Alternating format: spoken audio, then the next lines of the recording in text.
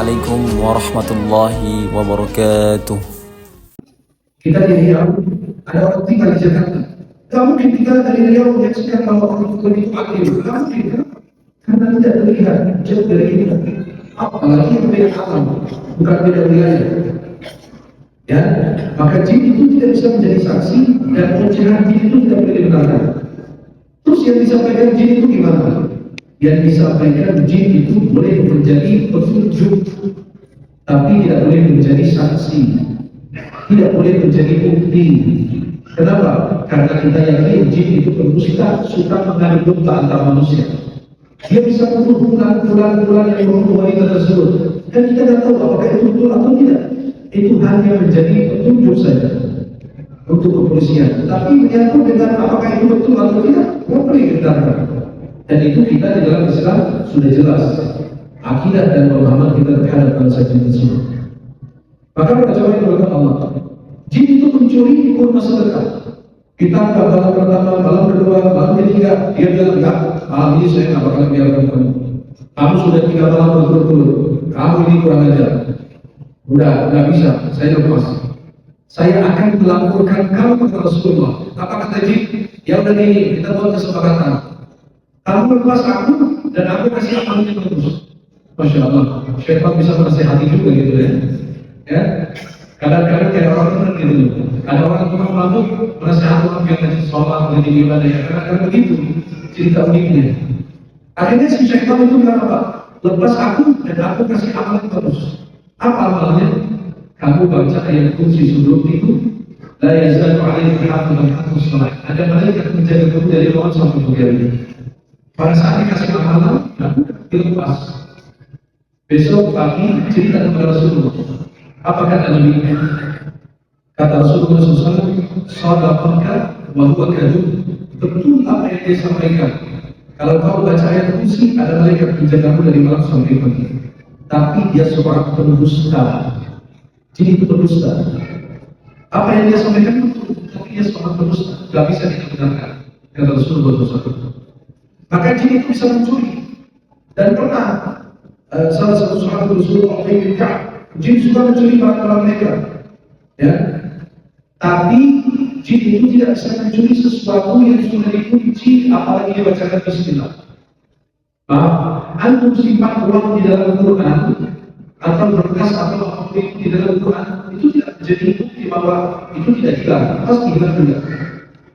Tidak menunjukkan bahwa kalau saya simpan uang di dalam mushaf Quran, saya simpan di dalam berarti dia tidak mencuri. Tapi dia tidak berani membuka pintu yang sudah dikunci, apalagi menggunakan nama bismillah. Atau tempat wadah seperti ini, kan sebelum tidur dianjurkan pada saat mau tidur tutup bencana-bencana kita. Karena kita menganjurkan kita di Indonesia kita tutup pintu pada saat maghrib, padahal itu sunnah. Sudah tutup pintu kenapa? Karena jin mulai berkeliaran. Anak-anak kita disuruh masuk ke tahan. Jangan sampai anak itu dilepas. Sore hari menjelang maghrib, maka orang tua kita masuk ke maghrib. Sebenarnya itu amalan sunnah, tapi niat kita tradisi bukan sunnah. Coba kalau niatkan sunnah dapat pahala. Coba amal kecil sekali lagi kita lakukan. Masuklah sunnah Rasulullah. Coba dia disampaikan ke anak. Sunnah Rasulullah pada saat maghrib. Anak-anak masuk, kita tutup pintu. Jangan hubungkan dengan tradisi. Nanti anak-anak orang tua, di mana sih? Kita udah 2024 masih aja begitu, masih aja begitu. Dia berantakan ini dengan orang tua dulu. Sedangkan ini kalau diajarkan, nah maksud saya karena ini sunnah Rasulullah. Dia menghubungkan anak dengan Rasulullah dengan sunnah Nabi. Nah, maksud saya karena saat maghrib itu jin berkeliaran, nanti kamu diganggu jin repot. Akhirnya kita tutup pintu, dan itu adalah sunnah. Kemudian kata Nabi, sebelum tidur bicara kalian ditutup. Kenapa? Kan ada jin itu berupa ular, bisa racun. Kan kita kalau nggak tutup, ya ular itu bisa masuk sini atau ada binatang yang membahayakan. Kemudian kita minum itu berbahaya. Maka pada saat tutup bencana, Bismillah. Matikan lampu bismillah, tutup pintu rumah bismillah. Jin tidak bakalan buka dan tidak bakalan masuk. Hadis sudah jelas. Halo? Jadi lihat, amalan kecil begitu menjaga kita. Saya punya keluarga di Mesir. Beliau itu sebelum tidur, karena masakan yang mereka masak, akhirnya penutup daripada pancinya itu diberikan sedikit gitu loh. Masih terbuka. Alasan baru dipanasin. Kan harus ditunggu dulu selesai. Kalau sudah ada baru ditunggu biar aman. Enggak, ini diberikan aja begini. Akhirnya nggak tahu ada binatang atau ada jin mengobak. Tiba-tiba pagi hari, ya atau tengah malam ada yang tutup. Tapi kan sudah terbuka. Mereka bangun itu, yang dipanasin itu makan. Satu keluarga yang tinggal di situ yang makan itu masuk rumah sakit. Keracunan. Kenapa? Karena kita tidak mengamalkan sunnah. Jangan meremehkan sunnah. Sunnah itu menjadi tilawat di akhirat. Dan ada cinta kepada Rasulullah. Dulu para sahabat mengamalkan sunnah karena sunnah dari Nabi. Tapi kita meninggalkan sunnah sunnah dikerjakan tanpa pahala.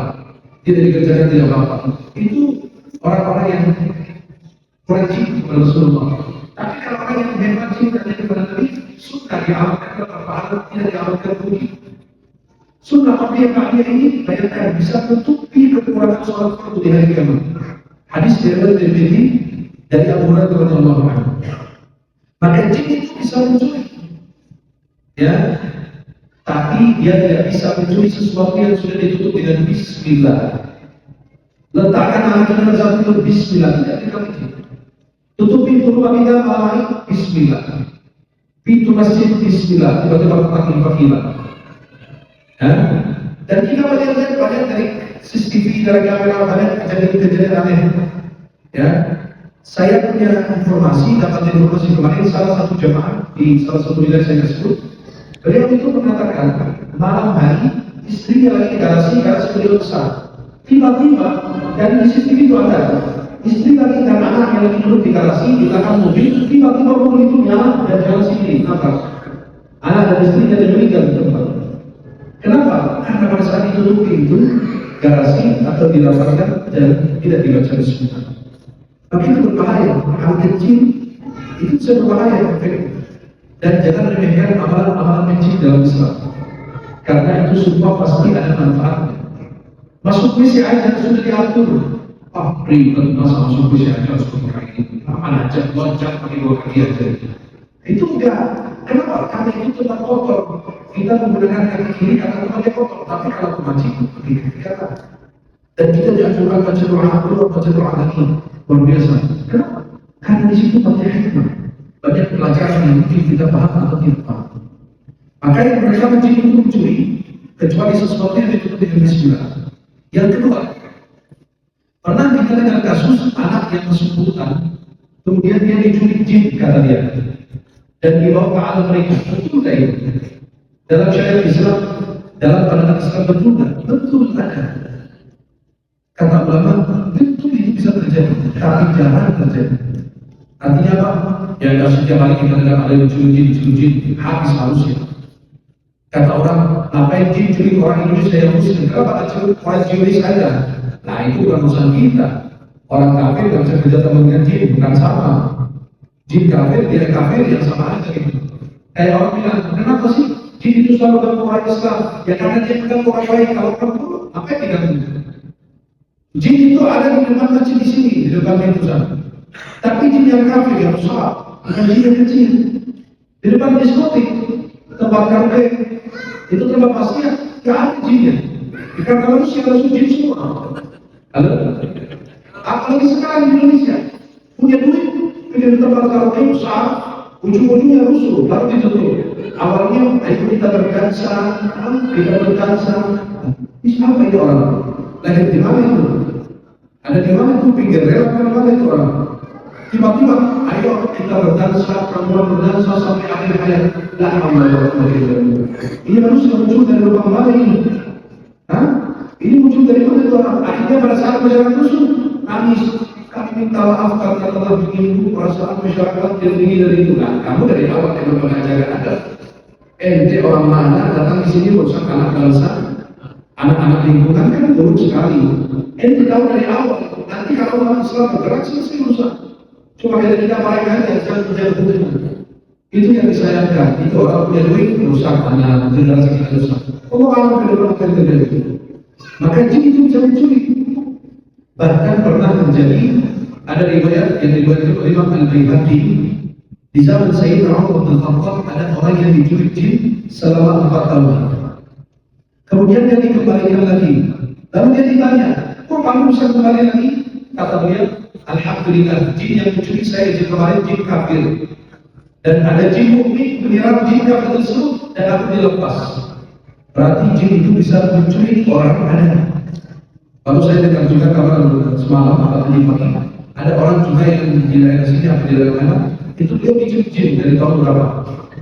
Nah, itu sampai sekarang tidak diculik. Dan itu bisa terjadi, tapi jarang terjadi. Di zaman Sayyidina Umar orang itu diculik jin 4 tahun. Ada jin kafir yang menculik dia, tiba-tiba ada jin yang menyerang jin kafir, lalu dia dilepas. Maka kenapa? Selalu kita jaga dulu, jaga sikap bagi kita, jaga ibadah, biar kita selalu dalam lindungan Allah. Salat subuh berjamaah di masjid, kita dalam menjaga Allah sampai malam. Baca la ilaha illallah wahdahu la syarika lah, lahul mulku wa lahul hamdu yuhyi wa ala kulli syai'in qadir. 100 kali salat subuh dijaga dari gangguan jin. Itu bayangkan zikir paling pertama itu senjata bagi orang mukmin. Bismillahirrahmanirrahim. Itu luar biasa. Amalkan zikir paling pertama, jangan ditinggal. Sekarang di aplikasi juga ada banyak, bisa antum amalkan. Kemudian para jemaah juga ketemu, apakah jin itu bisa merasuki tubuh manusia? Apakah jin bisa masuk ke dalam tubuh? Kata Imam Ahmad bin Muhammad ketika ditanya anaknya, mereka mengatakan bahwa jin itu tidak masuk ke tubuh manusia. Kata Imam Ahmad, yang itu mereka berdusta. Dia berbicara atas lisannya, atas lisan orang yang tidak suka jin. Dan Syekhul Islam Ibnu Taimiyah mengatakan sepakat ulama Ahlus Sunnah wal Jamaah bahwa jin itu bisa merasuki manusia kecuali firqah golongan Mu'tazilah, karena mereka pakai akal, tidak pakai dalil. Maka kalau kita pakai akal, agama berantakan. Agama beragama dengan akal, beragama itu harus pakai dalil petunjuk dari Rasulullah. Dan sebaik-baik petunjuk adalah petunjuk dari Nabi Muhammad. Baru saya tadi posting di Instagram saya, di story tadi, ada sebagian wilayah mereka naik gunung apa itu lagi haji. Mungkin lihat, oh Saudi jauh, ya udah di sini aja hajinya. Kenapa? Mereka beragama pakai akal, tidak pakai dalil. Maka kalau orang melakukan agama yang ini tradisi ini, yang ini tradisi ini, agama itu jadi mana? Tapi karena sudah diberikan batasan-batasan dan petunjuk dari Rasulullah, dan sebaik-baik petunjuk adalah petunjuk dari Nabi Muhammad SAW, maka jin itu bisa merasuki tubuh manusia. Apakah manusia bisa melihat jin? Orang yang bisa melihat jin itu ada dua. Yang pertama, orang yang merasukan jin, ketika melihat orang yang merasukan, dia tahu dia ada jinnya. Yang kedua, dukun yang punya jin. Dukun kan punya sadar, punya jin, pelayan dia. Karena dia kan dukun kafir, musyrik. Dia melakukan beberapa keharaman, berzina dengan ibunya, berzina dengan anaknya, baru dia bisa menghadirkan jin, atau menggunakan Al-Quran di alas kaki sebagai alas kaki, kemudian dia masuk WC, itu jin akan menampakkan diri untuk dia. Atau Al-Quran yang berisi telapak kakinya, atau terus Al-Quran terbalik, atau terus Al-Quran dengan benda najis, atau darah haid. Nah, itu melakukan ritual-ritual yang penuh dengan kemusyrikan dan kesesatan, keharaman, baru jin akan bisa melihat ini. Maka yang melihat jin yang kedua, yang pertama yang kerasukan, ya, atau yang kedua dukun. Kecuali kita siapapun bisa melihat jin dalam bentuk apa? Kalau dia menjelma dalam bentuk apa? Ular, manusia, binatang, siapapun bisa melihat jin. Apabila ada yang benar melihat jin dalam bentuk asli, maka kata Imam Syafi'i, kami menolak kesaksiannya. Kenapa? Karena bertolak belakang dengan firman Allah, innahu yarakum huwa qabilukum min haitsu la tarawun. Sesungguhnya jin dan syaitan dapat melihat kalian dari satu tempat yang kalian tidak dapat melihat. Kata Imam Syafi'i, barang siapa mengaku melihat jin dalam ciptaan aslinya api, maka kami tolak kesaksiannya, dia orang fasik. Kecuali para nabi dan rasul, kan beda levelnya. Kemudian para jemaah dimakan Allah. Tempat tempat tinggal jin. Jin itu menurut kita tinggalnya di kamar mandi. Itu salah satu tempatnya. Jin itu tinggal di tempat yang kosong, rumah yang kosong, tempat yang gelap, kuburan, gua, laut, hutan, tempat sampah, kamar mandi. Yang tinggal di tempat kotor, jika ada di masjid sama kita ada jin beriman, sholat juga. Tapi tidak mengganggu. Kalau sudah mulai mengganggu, maka disebut jin fasik, wajib diusir. Kalau di rumah kita ada jin tidak mengganggu, tapi kalau sudah mengganggu, kita harus mengusirnya. Ada cara seperti rumah kita untuk kita mengusir hal-hal seperti itu. Maka jin itu pada umumnya semua tempat itu dimasuki, khususnya tempat yang diburu, rumah kosong, khususnya rumah yang tidak ditempati sudah lama, maka banyak orang punya rumah dijual susah. Karena sudah saking lama kosong di tempat jin, sejak orang masuk diganggu. Ya jadi orang tak nyaman di rumah tersebut. Maka perlu dibersihkan terlebih dahulu, kemudian bisa ditawarkan atau dijual. Kemudian pelajaran bagaimana Allah, makanan jin. Apa sih makanan jin? Kita punya hadis dalam Sunan At-Tirmidzi dengan sanad sahih dari beberapa bersabda, la tastanju bil rawat. Jangan kalian beristinja dengan kotoran dan dengan tulang. Fa'inna uzal ikhwanu minal jin. Karena kotoran dan tulang adalah makanan saudara kalian dari jin. Ya, maka tulang itu menjadi makanan jin dan semua makanan yang tidak disebut nama Allah. Antum lagi makan apa? Tidak menyebut nama Allah, jin itu makan. Antum makan apa? Nasi uduk, tidak bisa baca bismillah, tidak menyebut nama Allah, jin itu makan nasi uduk. Memang jin suka nasi uduk, dia suka semua makanan yang tidak disebut nama Allah. Dan dari sesuatu mengatakan makanan jin itu adalah tulang. Sekarang ada ayat tersebut sekarang kan sampai tulang-tulang yang kita makan. Makanan manusia kita makan, makanan jin juga kita makan. Sampai jin jadi dunia. Makanan saya diambil sama mereka. Ya, ada orang kalau kita makan mencari di pinggir jalan, ayamnya habis, tulangnya dihancur-hancurin itu sampai habis. Sampai jin bilang ramai dari orang, sudah dapat hati, tulang aku dimakan betul. Ya, maka setelah aja sekarang, saya pernah makan yang ayam presto itu, saking lembut maaf ya. Saya mau memisahkan tulangnya susah, hancur. Nah, saya tanya Pak, ini kok hancur? Masaknya gimana? Oh iya, ini pakai presto, jadi hancur. Maka dimakan sama tulangnya. Jin dong saya. Udah kayak jin kita makan tulang gitu loh. Ya, maka kasihan bangsa jin. Lama-lama kalau kita masakan kita, semua kita makan sampai tulang kita makan, ya bangsa jin bisa mati semua nanti. Gak ada bagian makan dari kita ya. Kemudian pada zaman belakang Allah, makanan jin adalah tulang dan semua jenis makan yang tidak disebut nama Allah. Maka selalu anak kita, kalau kita lagi makan, selalu seorang ayah ibu mendidik anaknya sebelum makan, ayo baca Bismillah. Bukan Allah memberikan Bismillah dulu. Itu ingatkan Bismillah. Maka tadi ada anak yang diasuh Rasulullah, anak itu lagi makan sama Nabi, tapi dalam makan dinampar. Tangannya ngancang, makan di sini, di sana, di depan orang, di berbagai kata Nabi ya muda, sampailah baca Bismillah. Walaupun dia ini makan dengan kanan kananmu, walaupun lebih baik makan yang ada di depanmu. Karena kalau makan di depan orang lain bisa jijik. Maka kita kalau makan sunnahnya pakai apa? 3 jari. Tapi kan Nabi di Arab pakai roti, pakai kurma. Kalau di Indonesia kan saya rasa pakai 3 jari repot. Makan bakso pakai 3 jari kan apalagi ya. Tapi kalau makan ikan asin pakai nasi pakai kan bisa. Maka 3 jari itu apa? Sedang. Kalau 2 jijik. Orang kalau begitu itu jijik gitu. Kalau dia sedang, kalau 5 ratus. Tapi enak banget kalau pakai 2 jari gitu. Kalau kita kan susah gitu ya. Udah berapa kali mencoba sulit sekali. Nah, akhirnya ada jemaah bilang Syekh, kalau makan itu sunahnya apa? Kalau makan pegang 3 jari, kita makan bakso. Bingung juga, tangannya mencurupin, panas lagi kan? Saya bilang, itu tidak semua sunnah, tapi harus kita amalkan. Seperti kamis itu bukan sunnah Nabi, tradisi Nabi. Tradisi negara begitu saja. Tapi yang kita kalau pagi kamis ini untuk ini pakaian Rasulullah, insya Allah dapat pahala. Tapi bukan sunnah, berarti nggak pakai sarung, nggak pakai celana. Itu cuma tradisi Rasulullah SAW. Kalau kami lahir di Indonesia, makan pakai sarung, makan sama asam, makan sambal, makan ini. Karena tradisi dari sesuatu di situ. Maka pada saat dihidangkan di awal, Nabi SAW mengatakan, aku nggak makan, karena saya tertulis di diri saya. Tapi halal, makan. Maka sahabat yang ikut Nabi disikat makan habis sendiri. Ya, maka pada jemaah yang berkata Allah Subhanahu Wa Taala, makanan jin itu adalah Allah atau sebuah jenis makan yang tidak disebut nama Allah. Maka orang tua selalu mendidik anak itu hal yang paling sengaja diri. Kenapa?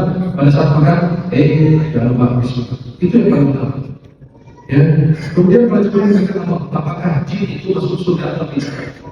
Kata ulama, apabila jin itu makan, maka dia berhak mendapatkan surga. Apabila jin itu maksiat, maka berhak mendapatkan neraka. Karena tujuan utama Allah ciptakan manusia dan jin adalah untuk ibadah. Kalau kita beribadah, taat, masuk surga. Kalau kita maksiat, terus neraka. Demikian juga bangsa dia. Kalau dia beribadah, taat, dia masuk surga. Kalau tidak, dia masuk sebaliknya dalam neraka. Umur jin, kata sebagian orang, umur jin itu panjang sekali. Sampai puluhan tahun, ratusan tahun. Memang betul dalam cerita kita banyak, tapi kita tidak punya dalil dari Al-Quran atau dari hadis bahwa umur jin ini puluhan tahun, ratusan tahun. Saya kemarin baru sekitar 5 hari lalu, saya rukyah perempuan. Pada saat saya rukyah kerasukan, dia kerasukan jin. Tiba-tiba jin itu bicara atas lisannya, suaranya nenek yang sudah tua banget. Saya tanya, umur kamu berapa? Apa jawabannya? 500 tahun. Kan dia bercerita. Tapi kita tak punya dari Al-Quran dan hadis bahwa umur jin itu panjang. Kita tahu panjang, tapi berapa tahun itu orang. Ya, dan jin itu akan mati. Karena semua yang hidup pasti akan merasakan kematian. Kullu man 'alaiha fan. Semua yang di atas permukaan bumi akan mati. Kullu nafsin dha'iqatul maut. Setiap yang bernyawa itu pasti akan merasakan kematian. Mereka akan mati kecuali satu, iblis. Dia mati di akhir zaman nanti. Iblis itu ditangguhkan oleh Allah karena permintaan iblis itu sebagaimana Allah katakan dalam surat Al-A'raf. Kemudian kita punya yang namanya qarin. Qarin ini adalah jin pendamping sejak kita lahir dan selalu mengajak kita kepada keburukan. Apakah Nabi Muhammad punya qarin? Syaitan qarin ada. Tapi kata Nabi, illa anzallaha a'adun 'alaihi fa aslama atau fa aslamu. Imam Muslim dalam Sahih Imam An-Nawawi dalam syarah Sahih Muslim mengatakan kalau dibaca dengan muharakat fa aslama atau fa aslamu maknanya beda lagi. Fa aslama jin qarin syaitan qarin Nabi masuk Islam. Yang kedua kalau dibaca dengan dhammah fa aslamu artinya Nabi Muhammad selamat dari kejahatan syaitan qarin. Kalau Syekhul Islam Ibnu Taimiyah mengatakan syaitan qarin Nabi tidak masuk Islam, tapi dia dikendalikan oleh Rasulullah sehingga dia tidak mengajak Nabi untuk berbuat jahat. Jelas? Maka kalau kita semua punya qarin, jin qarin, kalau kita meninggal, ada Syekhul Utsaimin rahimahullah taala, wallahu a'lam yang zahir yang nampak bahwa dia pergi meninggalkan kita. Kita meninggal, dia tidak meninggal, dia terus berlanjut. Kemudian bagaimana yang berkata Allah Subhanahu Wa Taala yang terakhir saya ingin sampaikan adalah apa arti itu ruqyah? Kalau orang merasukan jin itu ruqyah. Apa arti ruqyah? Ruqyah itu adalah doa. Maka kalau kita ruqyah, doakan saya. Mendoakan agar disembuhkan penyakit zahir maupun batin. Penyakit yang terlihat atau penyakit yang tidak terlihat. Ruqyah itu bukan pengobatan alternatif, tapi harus menjadi pilihan pertama dan pilihan utama kita. Apabila kita sakit, berdoa kepada Allah. Ruqyah diri kita sendiri dengan surat Al-Fatihah maupun yang lain. Syarat ruqyah ada 3. Yang pertama berdoa atau menggunakan nama Allah dan Asmaul Husna seperti Ya Allah, Ya Syafi'i Musyrini, wahai yang maha penyembuh, sembuhkan aku. Yang kedua menggunakan bahasa Arab atau bahasa yang dapat dipahami. Jangan seperti ukuran yang sekarang berbahasa apa yang tidak jelas. Halo? Orang yang lebih viral yang sudah tua itu mau bahasa apa itu tidak jelas. Bahasa apa bukan? Bahasa Indonesia kan? Tidak ada bahasa jin atau bahasa apa itu. Yang ketiga, meyakini bahwa ruqyah tidak memberikan kesembuhan. Yang memberikan kesembuhan hanya Allah Jalla Jalla. Hanya Dia itu sebagai perantara saja. Mudah-mudahan Allah senantiasa memberikan perlindungan, penjagaan dan perlindungan semuanya. Mudah-mudahan sesuatu yang bermanfaat. Aku qawli hadza wa astaghfirullah li wa lakum. Subhanakallahumma wa bihamdika asyhadu an la ilaha illa anta astaghfiruka wa atubu ilaik. Assalamualaikum warahmatullahi wabarakatuh. Waalaikumsalam.